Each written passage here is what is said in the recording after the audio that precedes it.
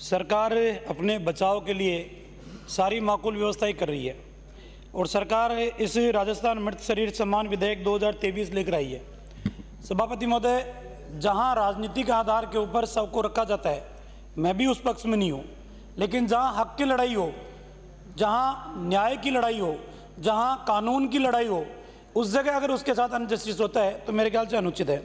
सभापति महोदय, इस राजस्थान के अंदर कई घटनाएं हम सब ने ऐसी देखी है। दुर्घटनाएं घटित होती है। दुर्घटनाएं बिजली विभाग के कर्मचारियों की लापरवाही की वजह से होती है। एफआईआर दर्ज भी नहीं होती और तत्काल दबाव इस बात का डाला जाता है कि अंतिम संस्कार करो, परिवार दे दो, जांच करने के बाद ही एफआईआर दर्ज होगी। सभापति महोदय, आप भी जानते हो, मैं भी जानता हूं कि एक बार दाह संस्कार होने के बाद कोई भी उस लड़ाई को ज़्यादा लड़ने की स्थिति में नहीं रहता।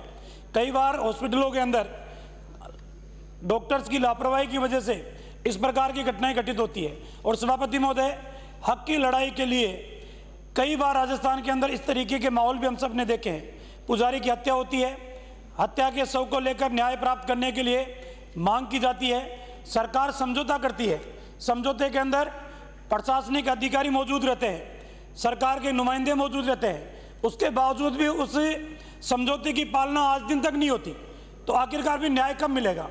दंड के आधार पे, भय के आधार पे, कानून के आधार के ऊपर इस तरीके से आप अन्याय करने की कोशिश करें, मेरे ख्याल से ठीक नहीं है। और फिर प्रावधान ऐसा कि परिवार अगर कोई मृत शरीर नहीं लेगा तो उसके 1 वर्ष की सजा है, कुटुंब नहीं लेगा तो 2 वर्ष की सजा है, कोई तीसरा व्यक्ति अगर विरोध दर्ज कराएगा उसको 5 साल की सजा का प्रावधान करें।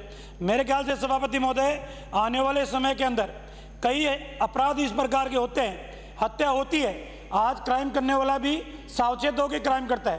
राजस्थान में कई घटनाएं ऐसी हो रही है, चाहे वो हत्या की हो, चाहे चोरी की हो, चाहे डकैती की हो।